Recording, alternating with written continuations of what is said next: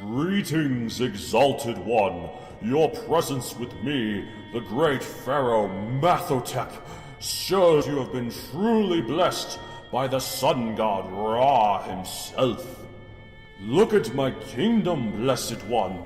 Egypt has prospered for centuries, with the gods smiling upon it with their luminous, immortal teeth lighting the star. And do you know why Egypt is so powerful? We have a glorious invention, a gift from the gods to us, and not those Mesopotamian heathens who claim to have been given it first. Those godless Babylonians with their oh-so-majestic gardens. Oh, dear Horus, stick to horticulture, you witless flies. We Egyptians have writing. It is the Bronze Age, after all. And what better way to record the wondrous events of this time than through writing? Oral storytelling is a torment modern people will never bear again. In 1,000 years, we may never speak at all, so enjoy my thunderous voice, as deep as the watery domain of Sobek, for talking may soon be as archaic as those imprudent Sumerians over there. Oh, you think you're so special with your sacred language and your farmers and your potters. Bah! Your legacy is nothing but clubs and sticks. My chariot armies will conquer the hell out of you someday. Writing is what separates the heathen from the uplifted, dear child. Carving our symbols of eyes and birds and crocodiles upon our temple walls shall chronicle our history and dazzle future historians with how splendid our blessed culture truly was. Of course, I need not imply that people will ever look back on us as history. The kingdoms of Egypt will last forever and will reign supreme for all eternity. Unlike those stupid Greeks over there, they make me so enraged with their scholars and their big fluffy helmets. I will erase the memory of your profane islands and your glorified rowboats. Our gods can beat up your gods, you godless Greeks, you Trojan twits. You hellish Hellenics, I will ensure the death of your legacy. In fact, the all-seeing eyes and records of the god Thoth have granted me a vision of my future beyond the afterlife. And when I pass on to the next world, my soul has been reincarnated as a youthful scribe with divine potential, and I use my glorious gift of writing to write fictional narratives about crocodile bird creatures with weapons of light and fire? Wait, those crocodile birds are called dinosaurs, which is a Greek term for terrible lizards? Screw writing! I don't care if the gods have blessed this kingdom. Burn it to the ground! That was a good intro, wasn't it, David? I mean... It certainly was something. It certainly was something. That is not a lie. Okay. Welcome, fellow nerds, to another episode of the Writ, the show that consistently asks so much of our fellow listeners while simultaneously giving so little. I'm Matt Donald. And I'm Matt David. And we're back! You're ready for us, world, huh? We're gonna bring this house... I'm not a cool person, David. I don't... I'd love to be cool, but, I just can't. Get in your own way. I'm sorta cool if you look at it a different way, right? Yes. Yes, if they stuck you in a refrigerator. Anyway. What's up, David? What's going on over there in Japan? Not too much of note. I'm particularly busy this season because musicians are always busy during the holidays. Oh, so you're busy. All right, let's get through this. Who cares what's going on there? Move on! So screw anything that's going on there. You're really busy. It's the holiday season. Yeah, festivity. Yeah. Who cares? All right, well, Japanese Thanksgiving is different from American Thanksgiving, but this is not the place to talk about that. I didn't know you had Thanksgiving at all. But yeah. Well, they have like a labor Thanksgiving. They're grateful for the work you do, and they give us that Thursday off. But like, I have an all day long rehearsal instead. So whatever, no holiday. Well, it's not as notable because like Thanksgiving has started out in America because of the Pilgrims coming to. Yes, and the whole tradition of like sharing what you're thankful for. At least my family has that tradition every year. around the dinner table. We share what we're thankful for. They don't do that here, it seems. Well, I feel like anyways, they just took the American holiday and be like, how can now that we're in a global society, how do we make that sort of our own thing as well? Well, obviously we can't do that sort of background of it. Okay. Anyways. Well, and kind of the same with Halloween. Before I forget, I wanted to say this up front because listeners might listen and be like, what the hell is this? And then turn it off. Turn it off before 5 minutes have gone by. Right, exactly. So, the Writ is now officially on iTunes. You can find it there. You can rate it. Give it a positive review or a negative review. Whatever one you want. Be honest. I mean, please be positive. We're trying so hard. We're doing our best. It may not be great, but we are better than you, so... No, we're not. We're way worse than you. Should I be honest and try and prep? Where do you toe the line on that, right? I don't know. What's going? Just speak from your heart, but just be kind.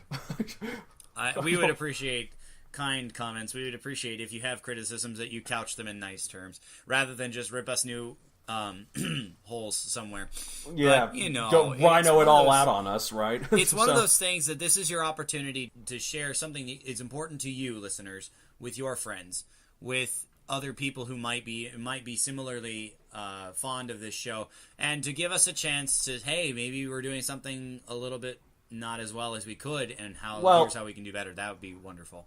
Well, that is all wonderful too. However, the main thing I want is that the more ratings it gets on iTunes, the more likely it's to be noticed by random iTunes listeners. So that's really the important thing. So it is true as well. The more reviewed it is, the more advertised it is. I do notice. If you feel like if you want to have more personal comments like that, that'd be great too. But also that's great for our contact form, which we'll talk about later. All right. Anyways, so what will we rip off from this month? You go first, David. Sure. All right. I rewatched a childhood quote-unquote favorite of mine with the second movie of this burgeoning franchise at the time, Turbo, a Power Rangers movie. And, oh my goodness, I was so dissatisfied again with the character replacement that they did to give just the tiniest amount of backstory. There was a team of 5 warriors that were already in place from the previous season, and the movie acted as a bridge between the old season and the new one. But one of the characters got replaced by this kid who is an absolutely annoying brat, a 10-year-old who's like a genius apparently because he's able to go into high school, but he is such an annoying character. Like, okay, I can imagine. I appreciate the idea that the target audience has somebody who's like their analog on the show.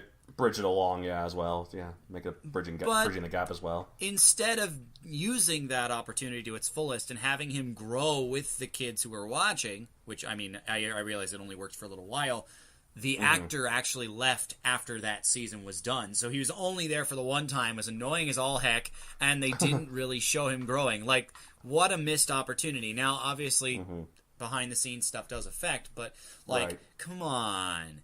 Incidentally, the reason I'm thinking about it from a rip-off standpoint is I've had an idea of how to bring that same guy back. If you brought him back now as a mentor character, it actually halfway validate what he did all the way back then.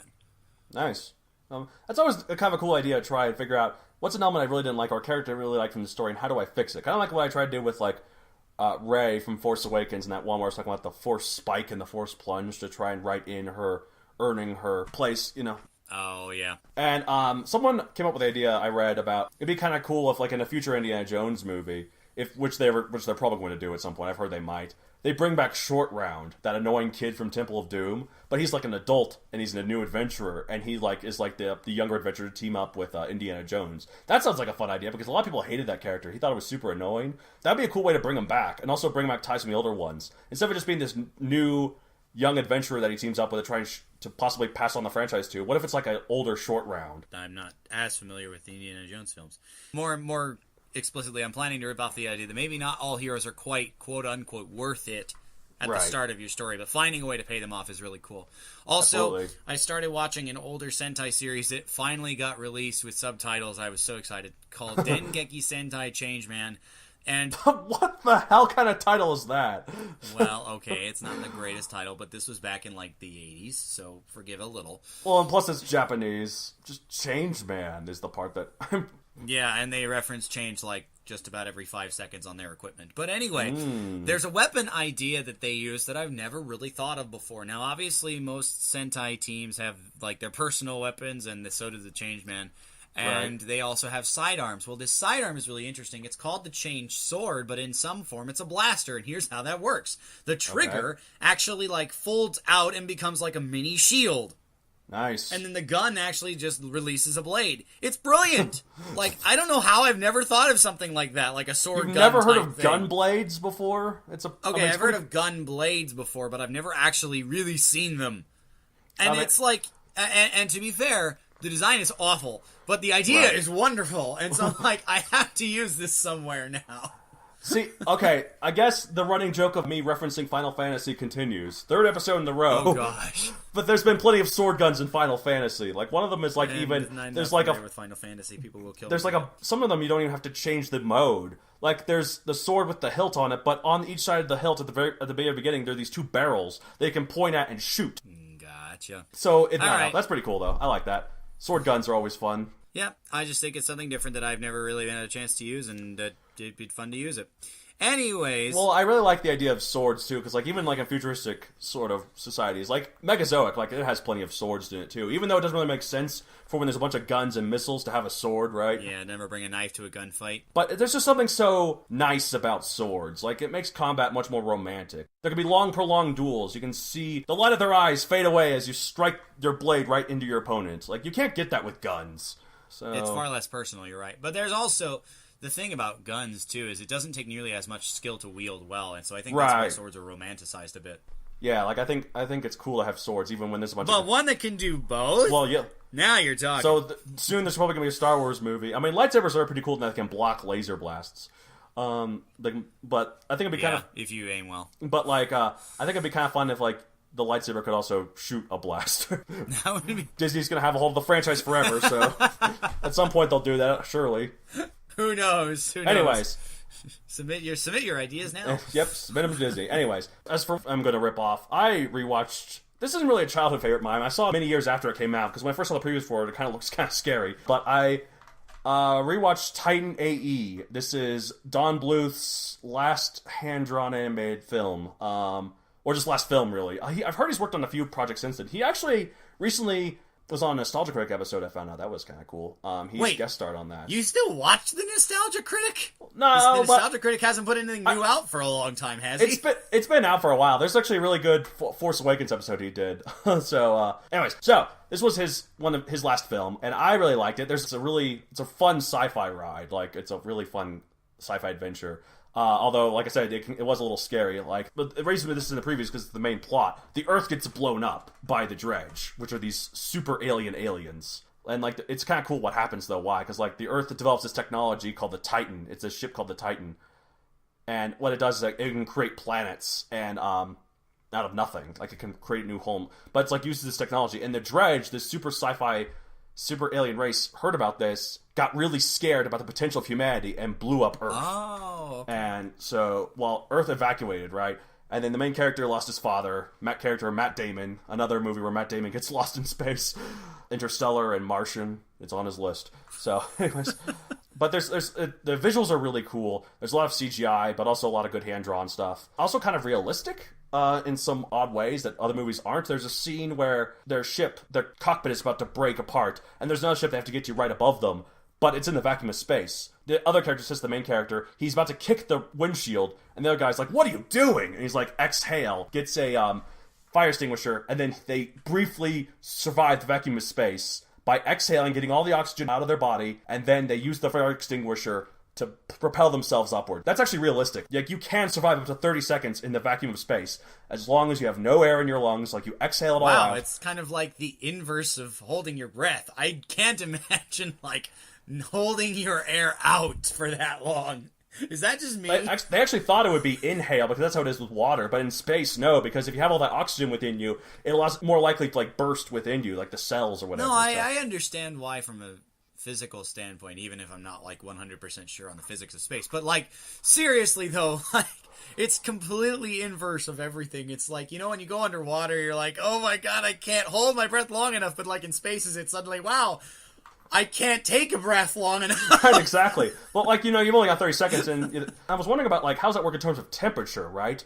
But actually, no, since there's really no friction in space, and there's no, it takes, even if the temperature is like negative whatever, that's something you cannot survive, or even super hot, it would take a while to actually go through into your body because of the way space works. It's weird. Like, even though it might be a temperature that normally a human cannot survive, it doesn't vibrate the atoms within you enough to, like, have an effect, at least that quickly. So the temperature wouldn't be an issue for the amount of time you would have, like, which is, again, like 30 seconds. So, I don't know, it's kind of cool. Anyways, so what I wanted to rip off on, though, specifically is, like, something to do as a writer that I think more writers should try out. You can experiment with a different genre. Do a genre you might not normally do as a writer, or an animator in this case, and you can keep within your comfort zone. You can figure out ways to make it within your comfort zone, even though it might not be normally. So Don Bluth, he normally does, like, fairy tales and more whimsical stories, right? So Titan AE is his only sci-fi movie. But the art style is clearly still Bluth's. Like, you know, he's also an animator of his movies as well as a director, right? So, like, there's a guard that they have to try and get past, and it looks like a goblin-esque, like, sort of troll. It has, like, these big horns, and it looks like very fairy tale-esque. It just happens to have a gun. The crew of the main spaceship, there's a lot of these, like, alien-like animals, or animal-like aliens. They kind of look like characters from, like, Land Before Time or All Dogs Go to Heaven, just a more humanoid form, right? There's an alien chef at the beginning that looks just like a giant cockroach, you know, kind of like the cockroach aliens in Men in Black. Wait, he was involved in Men in Black?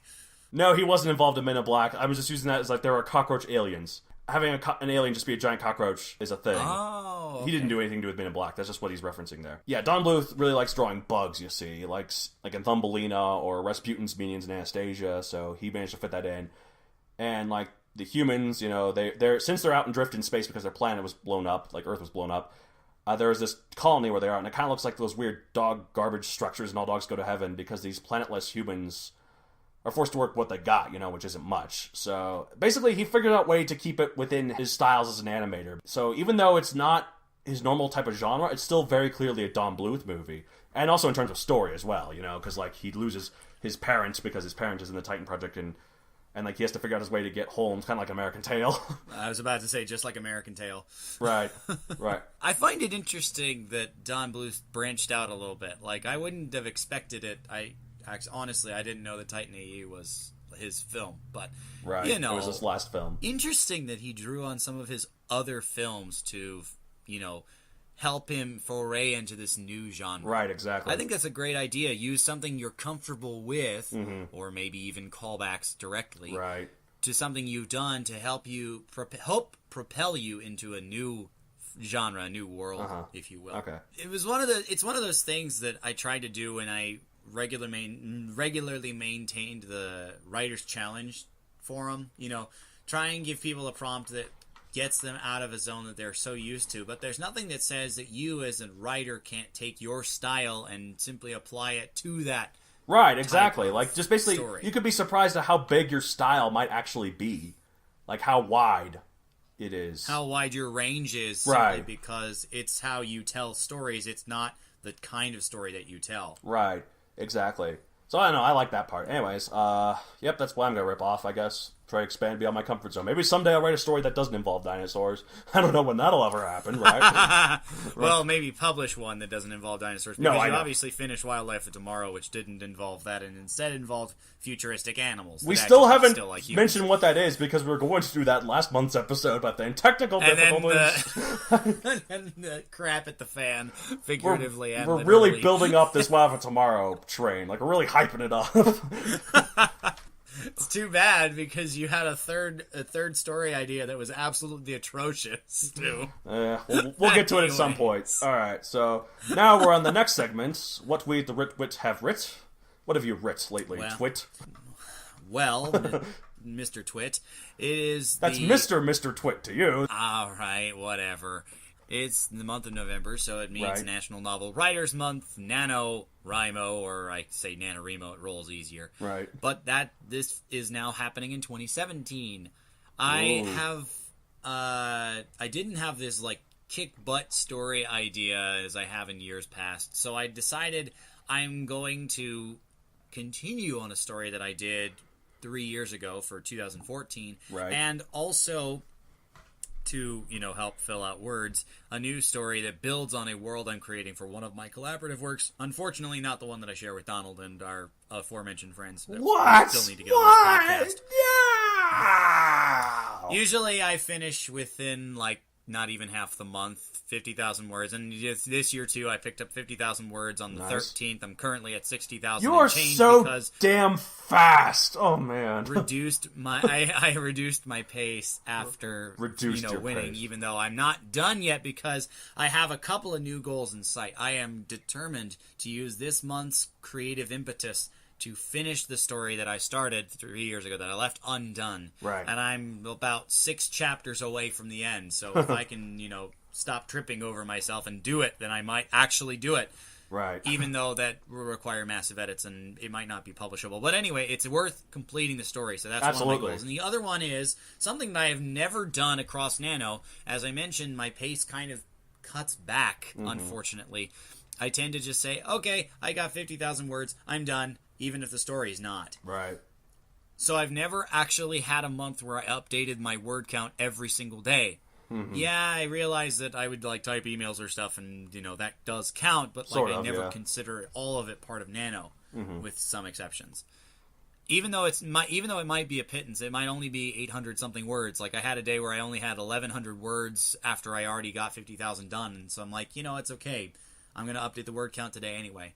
Because I'm still setting aside time to write, and it's still... And this is the month I do it. I don't usually otherwise as frequently as I do in November. So, since the primary directive of Nano was achieved, I don't feel bad having I only wrote 800 words today, but I still need to add them, so let's go. Right, I get you. Yeah, you don't really get a lot of writing done other than November, but you really make up for it in November. I get my writing done a lot throughout the year, but I never get done in the rate that you do in November. Oh my god. Well, that's the thing, though. And you have to keep in mind that this is a matter of quality over quantity. In your case, you write works that are high quality because that's important to you, and there's nothing wrong with it. You put intent behind every word, and so it might take you longer to put them on the page. Right. Whereas I'm just trying to spill words, kind of making up for what I do the rest of the year, but because I'm naturally verbose and because I type really freaking fast, what I come out with isn't usually great. As I said, lots of edits will be necessary. However, I have the words down, which I did not before, which is the main purpose behind National Novel Writers Month at all. Right. That is the point. So I succeed in that. I'm getting a little bit better about getting stuff written down and then worrying about editing it later, especially considering a lot of edits are done with you, and you're like, what the hell is this? I'm like, oh, sorry. And you're like, it was writing at a coffee shop, sorry. Yeah, I was writing at a coffee shop. I was distracted. I was so distracted. Someone was like, I'll have a medium latte. That's a perfect impersonation. My macchiato latte didn't have enough whipped cream on it, you idiot. Yeah, and then we'll be like, oh, but macchiato lattes don't have whipped cream on them. And I'm sorry, I don't know. I was making it up. Also, macchiato latte is not a drink. I was about to say... There actually is a latte macchiato. Oh, I'm sorry. Excuse me. I never had experience in macchiato means the shots are on top. Normally the shots are on the bottom. All right. The only experience I have with coffee shop was being in a musical called Coffee Shop, okay? You were in a musical called Coffee Shop? That's a story for another time. Yes, I was. I remember you in a musical called Urinetown. Hopefully that wasn't the same musical. What kind of coffee would that be? Ugh. No. Coffee Shop was written by somebody who graduated from the same college. Oh, I remember this one. You were telling about this one. Yes. Okay, cool. Yeah, and actually he was also somebody who served in Japan doing a very similar role to what I'm doing now. Right. So, fun, small world after all moment. But anyway, Indeed. That's my sum of experience with coffee shops, because I don't drink coffee. I don't drink coffee either. But you know how to make the drinks because you work at a coffee shop. It doesn't go that way for me. Right. Anyways. A lot of customers ask me, why do you work at a coffee shop if you don't drink coffee? And I always say, that's exactly why I work at a coffee shop. They trust me not to steal anything. Anyways, so as for what I've writ, I'm working on the third Megazoic book, of course, since I've started on that. The second one, Primeval Power, it's in the middle of the editing phase. It should be out by either January or February, so sooner than I thought, but still, it's cool. As for the promotion of the first book, I recently went up to my college of University of Northern Colorado with some other people, and I had an event there with several other people who were published at the school. One of them was a professor, and she was talking about poetry and such. And I talked about the promoting process and how I got published through Amazon and such, and it was a lot of fun. Like, the attendance was way bigger than I thought it would be, so that was pretty cool. And I also, talking about promoting, I played clips of this podcast, so... Oh boy, you played recordings of our... Oh no. I sent you a video. Did you not watch it? Not yet. Sorry, I forgot to do that. Well... I'm going to post a clip of the video here. Now, obviously, it's going to be audio, right? Because, you know... Great! So I'll get to hear it at the same time as the listeners. Okay! No, you won't, because I'm going to edit it later. Oh, fine. I was going to make the joke about how it apparently happens in real time, but the magic of editing means... Okay, fine. Sorry. Gaze upon me as I open this time portal to observe the events of the past, David. Without video. Sorry, we can't include and video. And here we go. I'm going to play it for you and the humble listeners. I think I'll talk first about the concept and how came like the concept behind this book.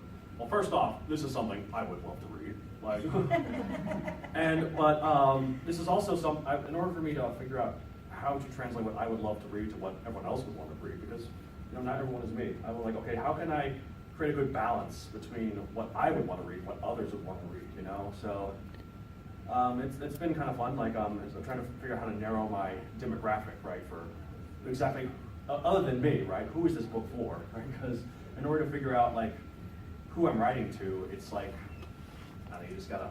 It's good for marketing purposes. Like people would be like, oh, well, I want to be like Star Wars, but market things for everyone. Great, but in order to figure out who you're marketing to, it's good to have a specific demographic. If it goes beyond the demographic, great. That's how My Little Pony got super big.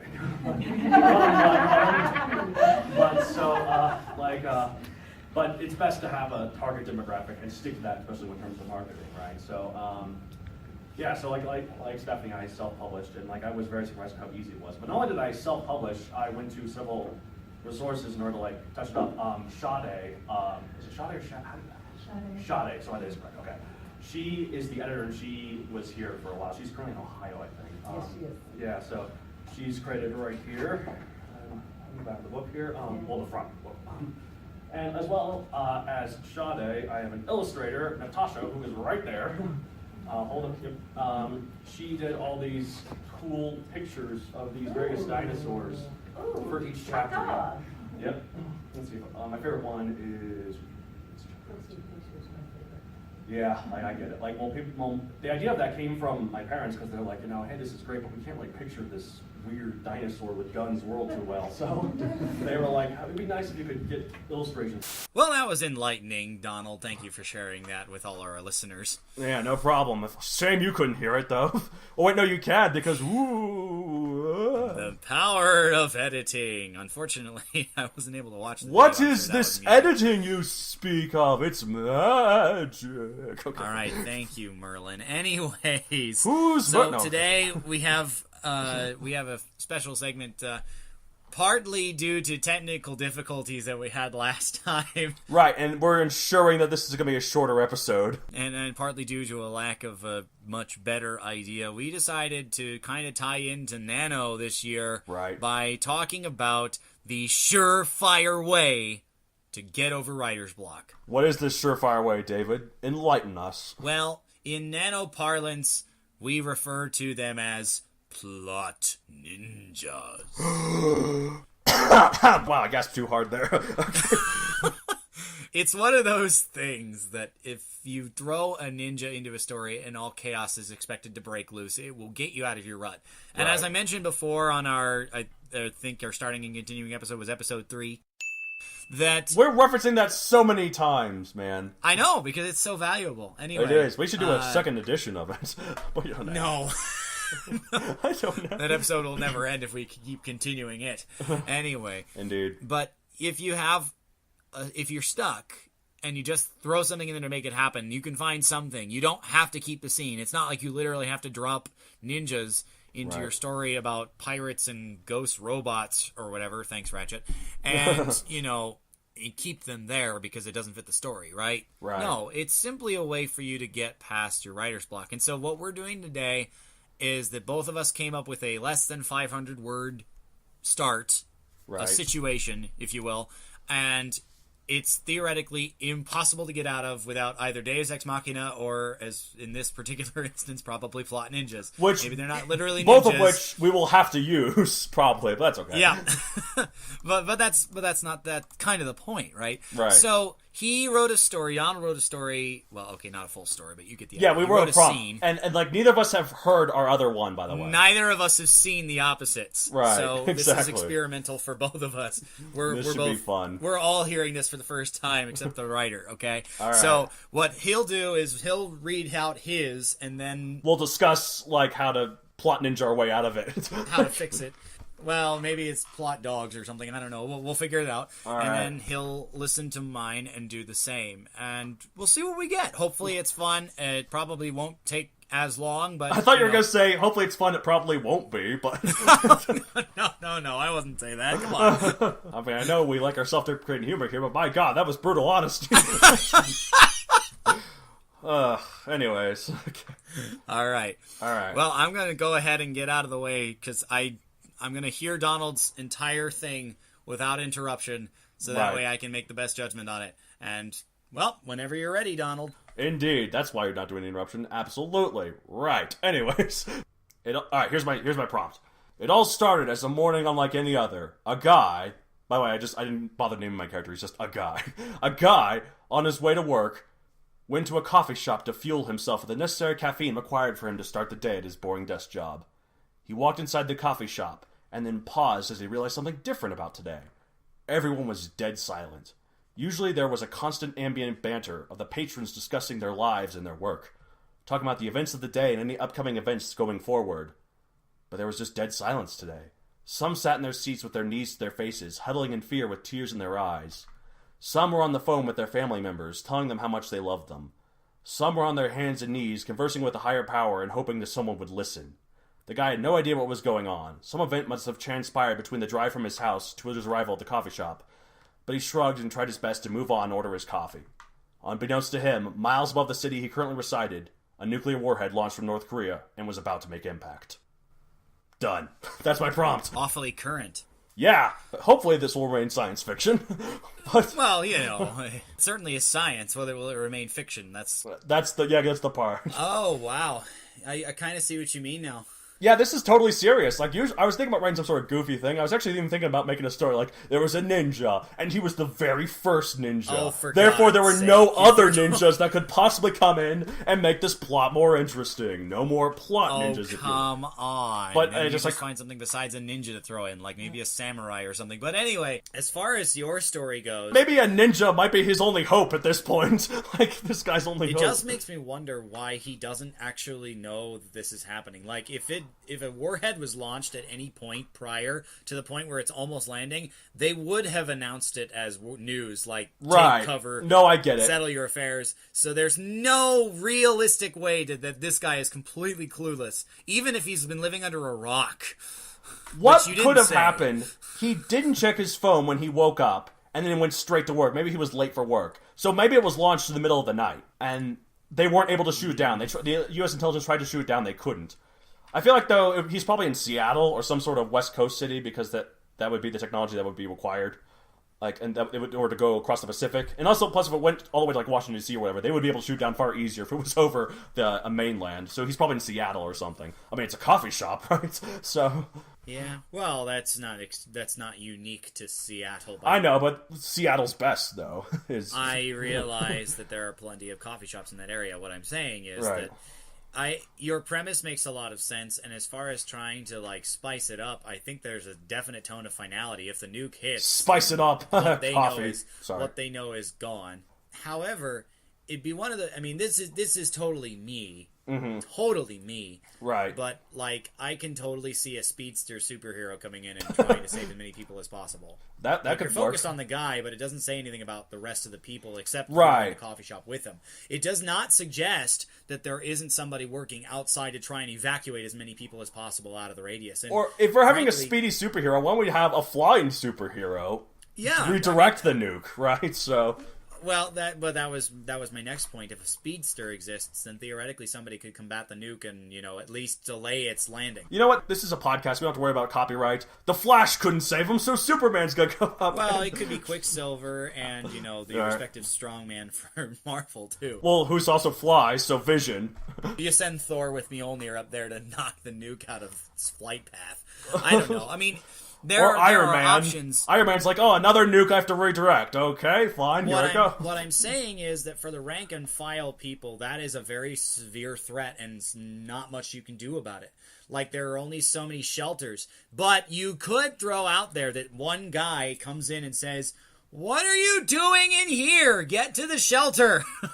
Are there shelters in Seattle? There are shelters in every major city. If they're not, they're not planning ahead far enough. Yeah, I guess this must have been, and you're talking about, like, how can you not learn this? This just must have been a super, like, stealthy sort of, assault from North Korea. Like, but, again, you're right, though. Like, maybe the shelters are full at this point. I don't know. Well, okay, if the shelters are full, that's different. But, like, you don't say because, like, why would these people just... Yeah, I didn't think about that while writing this, so... There really isn't enough space to address that in a less than 500-word thing. But, like, right. If the shelters are full and these are the people who were left out in the cold, if you will, right, then you still think that they're going to take refuge in a coffee... Like, the coffee shop might have a basement or anything that at least can mitigate some of it. They're not going to be sitting there waiting for the end. And this is why I don't write serious stories. I don't think about this crap. something about how in your Megazoic sequel, The Primeval Power, that there... No, wait, sorry, this is the third one. I'm not announcing that title. Something about how in your sequel, the business, like, doesn't make any sense because the business plan is complete bunk.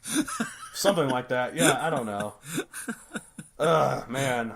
Yeah, well, that will make no sense for our listeners, but just so you know, someone has something that I did not figure out. So I don't know. Well, you didn't think it through with the realistic perspective. I don't know enough about the real world.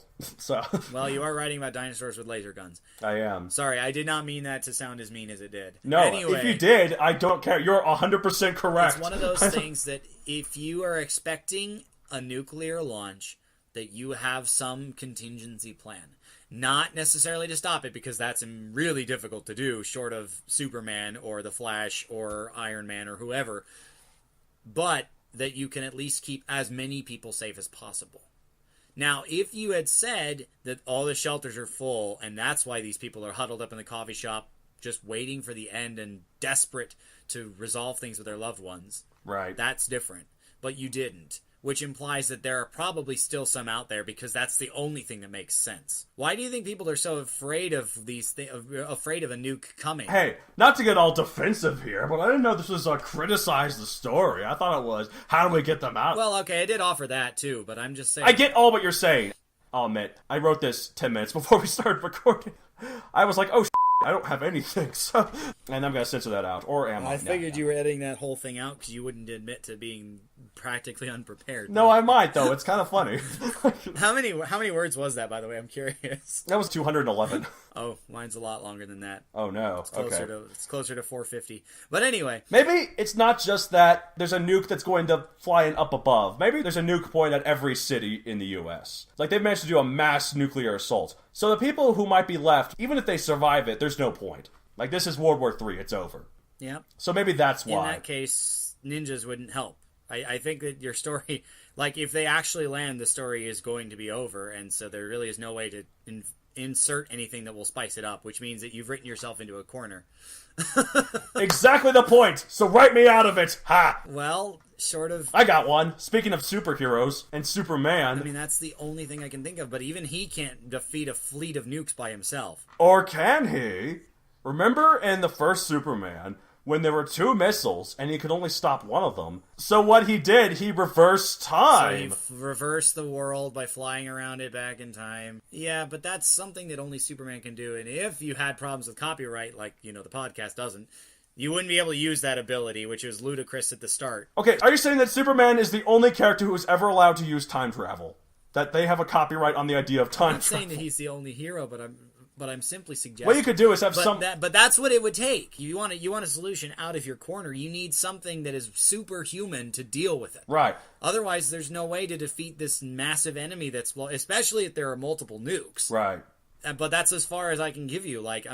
Unless there happen to be enough heroes, so you've had Marvel and DC and Wildstorm and Valiant Comics and all of these superhero universes from comic books and TV shows and all of it. If you had all of these things enough to deal with all the nukes, then you could write yourself out of this corner.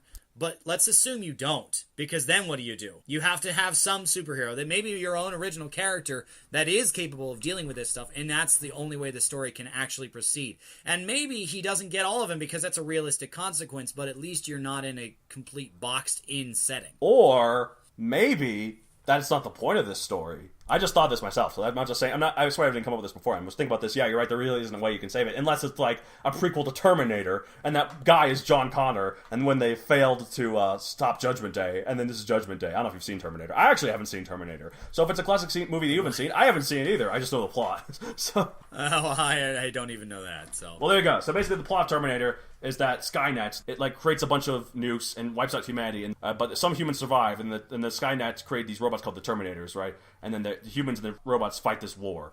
But then the Terminator decides, okay, well, these humans are doing really crafty. What if we send one of our robots back in time to kill Sarah Connor, who's the mother of John Connor, and keep him... And John Connor's the one that will save them all. Will save all of humanity, so they need to kill Sarah Connor. That's why it's the Terminator. He's went back in time to kill Sarah Connor, and therefore keep the hope for humanity from ever happening. So... maybe this is that. Maybe this is a failed of that. Or, what I was going to say, maybe the point of the story isn't that it stopped. Maybe this is all like a character in retrospective. The rest of the story could be just his life flashing before his eyes. Like, in medias res, it's to use another Latin term. This is right before the story ends. This could be the type of story where no one saves them. This is where he realizes that the end is happening, and then he just starts thinking about his life. And, is he satisfied with everything he's done, and this is the end of it all. I don't know. It'd be a very different kind of story rather than a superhero, save the day sort of thing. But that'd be an interesting story. The story, you're right, the story would be boxed into a corner there, but that doesn't necessarily mean the story is over. Or that you can't write anymore. That is true. I mean, there are other things to do, but the point that you've gotten him to, there really isn't too much ground short of divine intervention of a superhuman nature or other nature. Like a literal Deus Ex Machina, a god from a machine.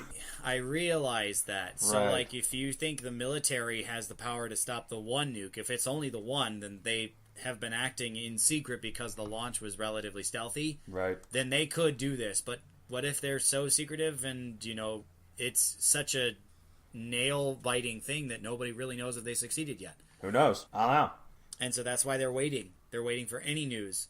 Be it a nuke that lands telling them for sure that the military failed, or the military makes a victorious announcement that we managed to stop this nuclear strike from causing a disaster. But, that would be... But you need something to stop the nuke. Is that the only way that you can stop that point of the plot? But you're right. Not all stories have to work from the start to the end. Right. And so you could use that technique to write more about this character. At the same time, you would be writing yourself back into the corner. Well, you could say it like that, but it's kind of like you're taking the car in reverse and going back to a different point on the road, but you're still driving the same road. Well, that's the whole term of a medias res. It's a common writing. Right? Term. No, I understand the terminology you're using. This is more. This isn't in the middle of things. This is more at the end of things, whatever that term is. In finality res, what is medias? It sounds like medium. So I'm assuming. Finis res. In finis res, fine. That's.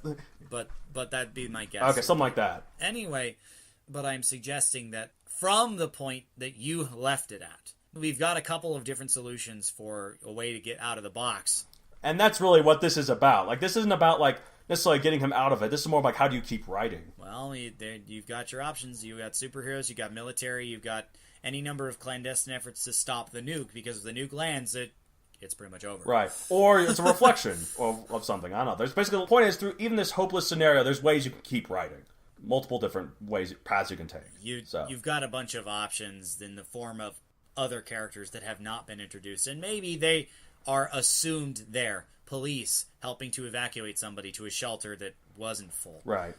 Fire personnel doing the same thing, firefighters. Maybe it's the military going to fight the nuke. Maybe there is a superhero who has turned his sights on, stopping the nuke, or at least delaying it so it can be, people can actually be evacuated. I don't know, but it's not hopeless, even if it's something that has not really been done in your story, the pretty much textbook definition of Deus Ex Machina. Right. That is there. We all understand it's there, but you haven't focused on it to this point in the story. Right. All right, so that's my prompt, basically, and I think we had some good discussions there. What's yours, David? Let's hear it. All right. So mine's about this guy named Nigel Futterman, because I couldn't just keep him unnamed. Don't ask me where I got Nigel Futterman. There's a voice actress named Nika Futterman. Nika Futterman. Okay, I actually didn't think about that, but at least not consciously. Anyway, I'm going to read this in a British accent. I apologize if I offend any of the listeners, because the name Nigel just suggests it. I'm sorry, but it's happening. I know plenty of Americans named Nigel. Actually, no, I don't know anyone at all named Nigel. But so... Nigel Futterman wasn't a very religious man. Oh, God. He found it highly impractical to pray for deliverance from some deity when the true mettle of people was tested by what you could manage for yourself.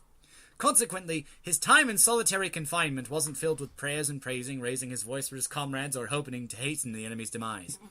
It was filled with intense contemplation, searching for any clues that might spring him from this eternal living hell aside from death itself. But with the guards gone out to stop the conflict, he was pleasantly ignored. I'm sorry. In fact, it had been too long since he got a meal and his stomach was rumbling. Maybe they were trying to wait him out after all. The key had been stowed on the other side of the compound weeks ago, where normal people were imprisoned. All Nigel had to look at was a blank wall fitted with a foam-like substance, keeping dangerous guests in safety until they learned of a different fate. Sure, until recently they had fed him regular meals, but they were not worth sneezing at, and he had lost some weight and strength during his sentence. "They wouldn't come for me," he murmured. "It's been too many days and they're busy fighting. Nope. I'm on my own. No emergency dial, bail, or parole. Just these walls I can't even do anything with, waiting to see who dies first, my friends or myself. Great lot of good that does. I can't help them fight. I can't escape this place because they leave it purposely barren. Too many brain-dead imbeciles who stayed in here trying to commit suicide, apparently." Nigel had once entertained the idea of keeping tabs of how long he was Your contained. accent is coming and going, by the way. Since no natural light peeked in to help him measure the passage of time. After trying and failing 3 separate times to make indents on a wall, he gave it up. Consequently, he had no clue how long they had kept him confined, because he didn't bother counting the meals. They weren't much to anticipate by any means, either. Right. With no better options, Futterman decided to sleep a bit more, which he had done a lot of recently. He closed his eyes, images flitting through his head of the friends who had abandoned him, still fighting for survival outside the walls of the prison. But the image quality was fading, like someone had blurred the film. He couldn't clearly remember many things about why he came to this place, or who he had battled with before being captured. It wasn't ideal, but his dreams had stopped bothering him a while back. Is that it? Yes. I'll admit I didn't really hear a lot of that because I was too distracted by watching your accent come and go, and then... It wasn't that bad!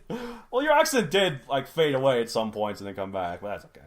You're not British, so I'll forgive you. But, okay, so he's basically been trapped for a really long time. He's a special prisoner, right? So, and he's basically given up all hope, and he doesn't remember why he's here. Awesome! That is a real corner for this Nigel Futterman fellow. I thought so. So... you notice how many pains I went to establish that nobody should be near him right now. Except for Superman. So, Superman. Well, okay, fine, if you want to play that card. Hey, you played it on my story, so Superman... Alright, you're right, but yours involved nukes. Superman busts through the prison, and he knows that he's in there using his X-ray vision. And I'm assuming this prison isn't aligned with lead. I mean, it could be. You didn't specify. And this episode has been brought to you by DC, by the way. Alright, so he breaks through, he's like, "I'm here to save you!" And then he's like, "I thought you stood for truth, justice, and the American way. I'm British." Why are you saving a Britishman? It's like, well, Captain Britain is over there at Marvel, so here I am. Oh my god! You want me to save you or not? And okay, fine. Why are you saving me, though? For this very important thing I'll reveal to you in a minute. And he flies off, and then the rest of the plot keeps going. Well, I mean... okay, it's a little crass, but think about it this way. It's a continuation, right? Right. He has come in, he has opened some window into what might be going on outside, and that allows you to continue the scene. Right. Which is the point. Right, or maybe it could be exactly like we talked about with my nuke thing. Maybe that is the end of the story. He dies in this, and then he calls back to how he got here. Well, I wouldn't do that. Although I do want to point out, it's really hilarious that in our prep for this episode, I talked about how, you know, even with a 9-to-5 salary man, I would still have, like, some idea of where to go. Right. And you ended up using that idea. Inadvertently, yes, but, I mean, also, I didn't specify 9 to 5. If he's early enough that he's getting coffee and he doesn't realize that this newsworthy thing has come out, maybe it's like 7 to 5. Like, Okay, fine, but still, you're using a guy who's obviously a plain Jane worker, and he's, you know, another face in the company lineup, and nobody really cares much about who he is outside of his own family and friends, right? Right, okay, fine. But you know what, that's just a nice... Which is what I meant by that. Well, you know, if a guy had family and friends, it might be easy for someone to not have to deal with plot ninjas, because then, the family and friends would save them. So that's probably why we both kind of did like a plain Jane sort of guy. You know? Right, but that's the thing. Everybody has that person, and so it's never... I mean, I did go to the trouble of saying that Nigel was isolated from his friends because not only is he in solitary confinement, but his friends are also busy doing something else. Like, I literally did it, I literally thought about it as I was writing, that I have to make it so they cannot save him unless something changed. Right. Okay. Well, there you go. I like how both of our solutions to these are either Superman or acceptance, and then it's a flashback. Okay, you explicitly said Superman. I originally said superhero, not just. Okay, well, okay, fine. Superheroes or flashbacks, and this is the end. Well, that was your suggestion to both. The flashback. Okay, fine. Because I wasn't saying that for mine. Okay, fine. But, like, let me think of another one then. Well, here's the thing. Like, you could, in this case, it could actually be a ninja. Why? Because it's a scene. Well, do you have to keep it? No. But literally, a shuriken breaks the door open. A shuriken cuts him out of a straitjacket. That's a hell of a shuriken. Breaking through a prison door. It's one of those trick shurikens, kind of like Green Arrow has. Anyway, the shuriken breaks the lock, opens the door, because the key was stowed far away. The shuriken breaks if he's in a straitjacket. And it's not just any ninja. It's Sub-Zero from Mortal Kombat, who's come here to, I don't know. Well, hey, if it was Sub-Zero, he could theoretically, you know... freeze the door solid and then shatter it into crystals. Freeze the door solid and then just break it. Yeah, right. So. Well, I mean, but there are any number of things. It could be off the wall, and that's kind of the point.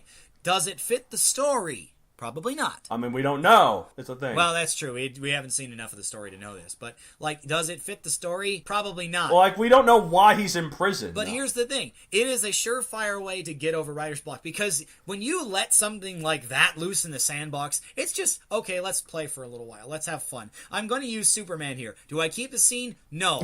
Do I have to rewrite the scene? Probably. But for right now, I'm going to have fun watching Superman wreck crap. Let's go. Wrecking a bunch of nukes. Superman gets lit nukes from saving the previous town, then Flash evacuates all the citizens, and then Superman takes all the nukes and then throws them at the door that your guy is in, and because it's a really tough door, it requires all the nukes that were going to be thrown in, and then he's free, therefore saving both stories at once. Because Superman is a true hero. Oh my goodness. Apparently my story and your story in the same universe. Well, they could be, although Nigel might not realize that there's a nuke involved. Although, if he's in... maybe he's in a North Korean prison. It did not say where Nigel was. The guy is in Pacific Northwest, according to your theory, which you didn't explicitly say either. But I'm saying, like, maybe this guy was trying to stop the nukes, and he didn't, and he was stuck in a North Korean cell. Alright, but anyways...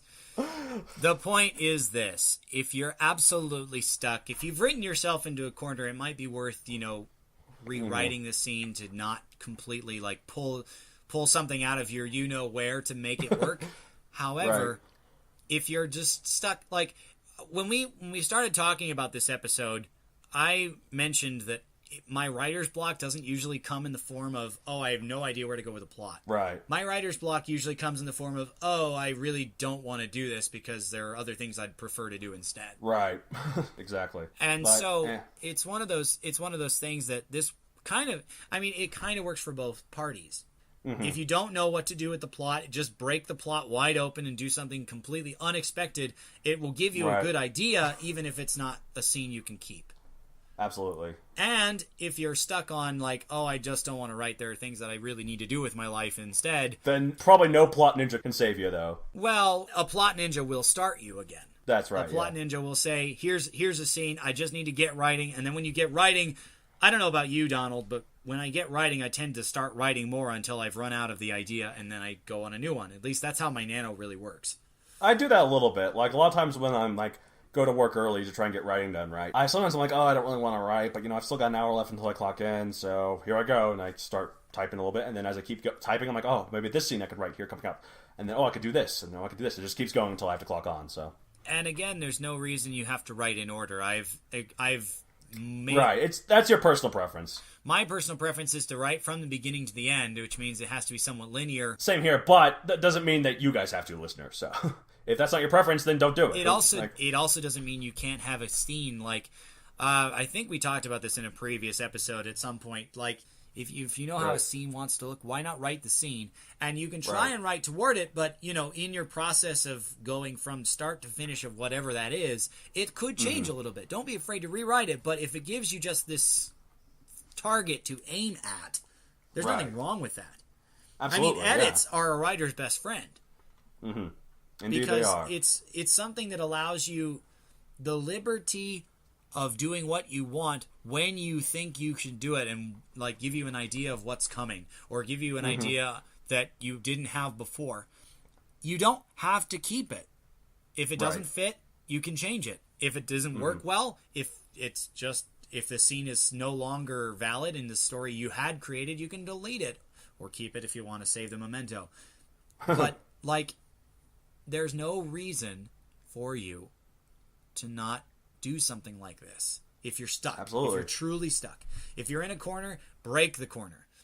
Break the barrier down. Right. Yeah, these were two really solid corners that we both somehow not only managed to break, but combine. So. Well, okay, you were more responsible for that because we just talk about superheroes that can apparently be in 7 places at once. I was just having fun with it. That was, I don't know, that's my way of breaking. It's supposed to be fun. It's supposed to be fun. Yeah, exactly. That's how I break writer's block too. But I was like, how do I make this fun for me to write? How do I make this more exciting? Because a lot of times when I get writer's block, it's because I really don't want to write the next scene. Like, and I'm really bored with it. Here's the thing though: if it's boring for you to write, it's probably boring for a reader to read. There's that. So try and figure out how to make it exciting for you to write. There's also something to be gained by powering through something like that too, because sometimes you have those scenes that aren't as fun but are really important. Right, and then in which case power through them and then edit it later to make it more exciting for the reader, I guess. So maybe you just lean into how not nice it is. For example, in my nano story this year, I got to a chapter where the main character's father, one of the main character's fathers, died from terminal cancer. Aww. And so I was writing this chapter where he was dying, and there was a big funeral scene. And a little bit of a personal note, many, many years ago, like when I was about to go into high school, I lost my grandfather, and I've been in a situation where I actually spoke at his memorial service. And even though I spoke at his memorial service, and even though it's been so many years, I wasn't even thinking explicitly about my grandfather. But as I was writing this guy do his eulogy for his dad, it was so difficult. I was crying, it was so bad, I practically couldn't see the dang screen. Oh, man. And those scenes aren't necessarily fun to write. No, absolutely not. But they're so important. And if you got emotion from it and you drew from that emotion that you had, it makes the writing all the more powerful. Right, and it should impact your readers in a similar, maybe not as strong way, but it has an impact. It means something. Okay. And so, those scenes are not every scene in your book is going to be fun all the time. This is how my book goes, the rule of cool and all that. No, I know. Maybe not fun is not the right word, but just exciting or interesting for you to write. So. All right, fair enough. And that scene, while not fun, it was interesting. I mean, that's something you'll remember writing. It's something I'll remember writing, and how many freaking tissues it took to clear out my dang nose so I could breathe.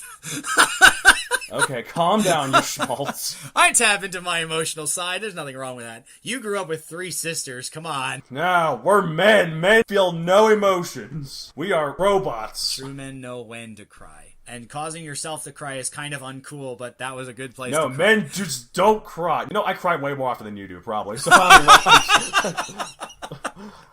I talk about this whole man nonsense. I am the most... You grew up with 3 sisters. You didn't have another man in your life besides your dad. You're the man in my life, David. Whoa! Okay. And yet you threatened to shoot nukes at me over these episodes. It's because I feel so empty that, I gotta make my other man in my life feel empty too, I guess. By literally blowing a hole through them? I don't know. How does that help you, though? Because then I'm gone, theoretically. Then you're literally as empty as I figuratively am. I don't know. Let's just end the episode. This was a good one. I was about to say, we're really going afield here.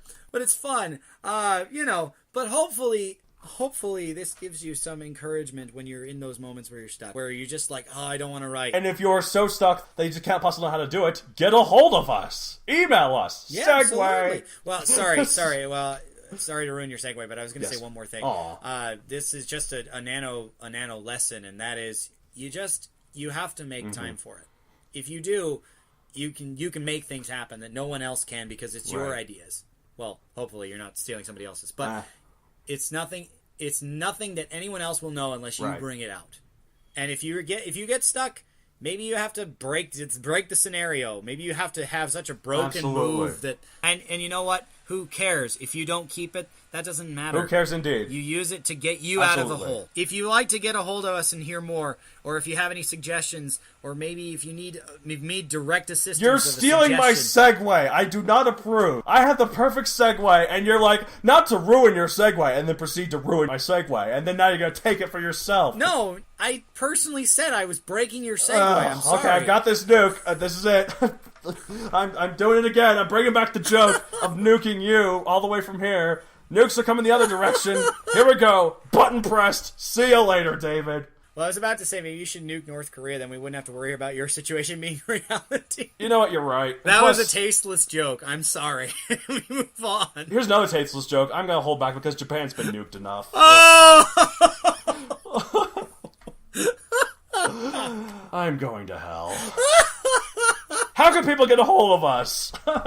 Well, obviously you can go to his official website, Matthew Donald Creator, and email Matt D. That's 2 T's, by the way, at MatthewDonaldCreator.com. Any questions or comments you have for the show, either of the hosts, please label which. Yes, please. Because we both have the same first name. You can use your own email system, or just go, as I said, to the contact page and do it from there. On my website. Exactly, yep. And if you want to follow me personally, you can follow my professional Facebook account at Matthew Donald Creator, or my Twitter at MatthewDonald64. Why 64? Because back when I started my Twitter and back in my humble teenage years, even though I doubt Twitter was actually a thing back then, so it ruins the mystique of this, but I'm going to keep going. I had about 64 zits all over my face. I looked like the moon, David. Exactly 64? Are you sure it wasn't more than that? Oh, my finger is really over this big red button. Right? Don't push the big red button. That's the horrible idea to do. I'm nuke happy. I'm like trigger happy for my nukes. Man, it's going to be revealed that story, with all the nukes heading towards Earth, I'm the villain there. That's me. You will break more than the game if you do that. I promise you. Anyway, 64 is it, Okay, so, alright, so yep, that's it. Also, one more time, subscribe to us on the Writ on iTunes, because it's there. Leave a comment, leave a rating. Please. He's on hands and knees right now. You can't see this, but I can. I am on my hands and knees. Thankfully staying away from the giant red button that will launch a nuke at me. But please, listeners, we'd love to hear your comments. I am on my hands and knees, and I'm stretching them upwards and talking to God. Please make my life worth something. Please keep his hands away from the nuke button. Anyway, you know what to do, listeners. I need to get rid of this nuke button. Anyone can press it, not just me. Like, I have a cockatiel. He might just step on it at some point. But listeners, if you enjoyed what you hear today, we'll bring you more next month. Hopefully. We'll see how that goes. You won't, though. You won't be there. We should probably mention this. Yeah, that'd be a good thing to mention. I actually need to take a bit of a vacation because, well, okay, it's a vacation from the podcast. It's not an actual vacation. Because, but it's working harder than ever at actual life. So. As I mentioned, I am a busy, starving artist in Japan, so I'll actually be, making a bunch of music, and so it's going to be really hard to find a time for us to record next month. So we're going to have a guest host. I hate missing it because I love to be a part. Now, who that is, Anna, we'll find out. I'm going to ask a bunch of people and beg on them on my hands and knees. Right, but we have not selected the guest host yet because we haven't sent out any application, but quote unquote. Let you know. But, I will let you know. Well, I don't know if we'll be able to let them know before. Come on, that's not how it works. No, we won't, but you'll know, I guess. But we're telling you now, there will be a guest host. So maybe if you put comments on this episode and, hey, suggest some famous hosts that we can get in contact with. You could be the guest host. Maybe it's you. That'd be great. Well, if we can make it work. Writ sweepstakes. Want to co-host with Matt David? No, not Matt David. Matt Donald. Okay. Yeah, you get to host with him, not me. Sorry. So if you like my laugh, I apologize. You'll have to wait for another month. You'll co-host with you, and you'll do your own separate podcast next month. You'll betray me once more. You're so unoriginally funny. Anyway. I am, indeed. Thanks for listening, folks. So see you next month. I won't see you next month, but Donald will be back. So until my next recording, thanks for listening. Until next month for me. I'm Matt David. I'm Matt Donald. See you guys later. Where us two twits talk about writting from the Writ Wit. Peace. Sayonara. The Writ Wit.